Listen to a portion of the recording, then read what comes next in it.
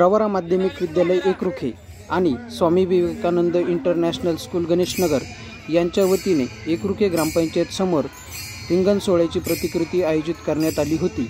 यावेळी प्रवरा माध्यमिक विद्यालय एकरुखेच्या विद्यार्थ्यांनी गावातून प्रभात फेरी काढत एकरुखे ग्रामपंचायतीसमोर रिंगण वारीची प्रतिकृती आयोजित करून ग्रामस्थांना पंढरपूर वारीचे दर्शन घडवले।